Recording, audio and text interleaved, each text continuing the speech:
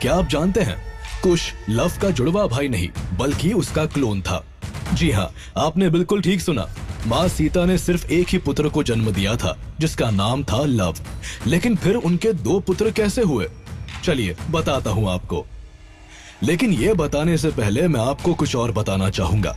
मैंने शुरू में एक नाम लिया था, क्लोन।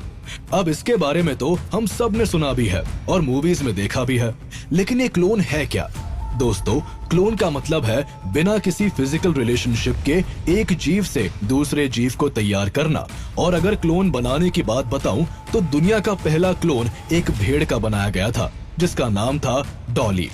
मगर सवाल यहाँ पर यह आता है कि क्या क्लोन बनाने की टेक्निक हजारों साल पहले भी थी?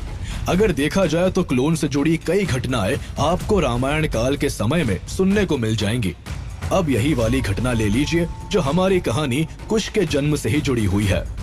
दरअसल हुआ यूं कि एक दिन माँ सीता वन में लकड़ियां काटने के लिए जा रही थी, इसलिए उन्होंने ऋषि वाल्मीकि जी से उनके पुत्र लव का ध्यान रखने का आग्रह किया। लेकिन उस समय ऋषि वाल्मीकि जी किसी काम में व्यस्त थे, तो उन्होंने सिर्फ सिर हिला दिया। ये देख सीता जी समझ गई कि ऋषि वाल्मीकि जी किसी काम में व्यस्त है, तो लव को उनके साथ ले जाना ही सही होगा। मगर ये बात ऋषि वाल्मीकि जी को पता नहीं थी, इसलिए जब थोड़ी देर बाद ऋषि वाल्मीकि जी ने ध्यान दिया तो लव को वहां पर ना पाकर परेशान हो गए। उन्हें लगा लव को कोई जानवर उठाकर ले गया और अगर सीता को यह बात पता चली तो वो रोने लगेंगी।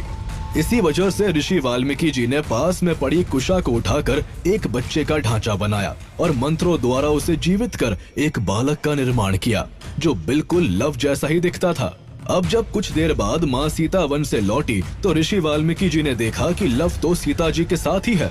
वो आश्चर्यचकित रह गए, लेकिन माँ सीता ने जब दूसरे लव को देखा तो वो हैरान तो हुई पर साथ ही साथ खुश भी हुई। अब क्योंकि दूसरे लव को कुश से बनाया गया था, इसलिए उसका नाम कुश रखा गया और इस तरह माँ सीता के दो पुत्र लव और कुश हुए। तो ऐसी बहुत